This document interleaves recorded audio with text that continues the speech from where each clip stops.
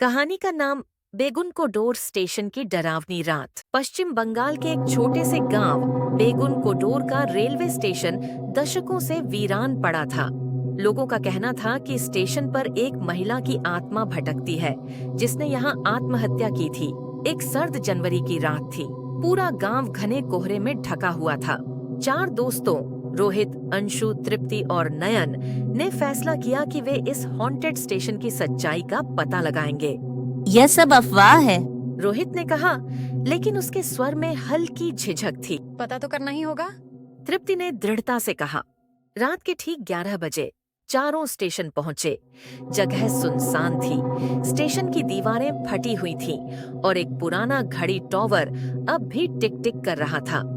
हवा इतनी ठंडी थी कि हर सांस धुआं बनकर निकल रही थी। इतना सन्नाटा, ये तो सच में डरावना है। नयन बुदबुदाया। अचानक उन्हें एक धीमी सी हंसी सुनाई दी। सबने एक दूसरे की तरफ देखा। तुमने सुना? तृप्ति ने धीमे स्वर में पूछा। वो शायद हवा का शोर होगा। रोहित ने खुद को समझाने की कोशिश की, लेकिन तभी प्लेटफॉर्म के दूसरी तरफ एक सफेद साड़ी में लिपटी महिला की परछाई दिखाई दी।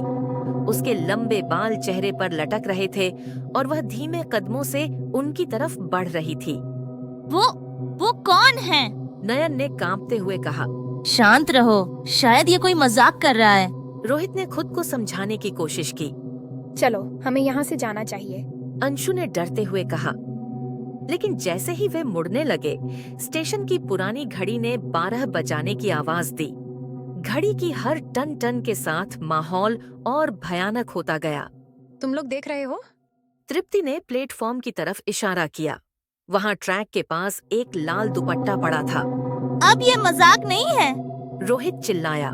उन्होंने स्टेशन से भागने की कोशिश की, लेकिन जैसे ही वे बाहर जाने लगे, स्टेशन का मुख्य दरवाजा बंद हो गया। ये कैसे हो सकता है? नयन चीख पड़ा। दरवाजे के पास खड़ी वही महिला उन्हें घूर रही थी। उसकी आंखें सफेद थीं और उसकी मुस्कान में अजीब खौफ था। अचानक पूरी जगह अंधेरे में डूब गई।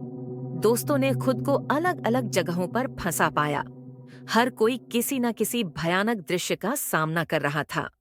रोहित ने देखा कि ट्रैक पर एक ट्रेन तेज रफ्तार से उनकी तरफ आ रही है, लेकिन जैसे ही वह कूदने की कोशिश करता, ट्रेन गायब हो जाती। तृप्ति को किसी के रोने की आवाजें सुनाई दे रही थीं, लेकिन जब उसने पलट कर देखा तो वहां एक टूटा हुआ चेहरा उसकी तरफ घूर रहा था। नयन को लगा कि किसी ने उसका हाथ पकड़ लिया है, लेकिन जब उसने नीचे देखा तो वह कंकाल का हाथ था। अंशु को अचानक स्टेशन के केबिन में बंद पाया। वहां एक पुरानी डायरी थी। उसने डरते डरते उसे खोला। उसमें लिखा था, ये स्टेशन कभी भरा पूरा था, लेकिन जब मैंने यहाँ न्याय मांगा, सबने मुझे भगा दिया। अब मैं यहाँ की पहरेदार हूँ। जो कोई मेरी कहानी जानने आता है, उसे मेरी यातना झेलनी पड़ती है। सभी के चिल्लाने की आवाजें स्टेशन में गूंजने लगीं।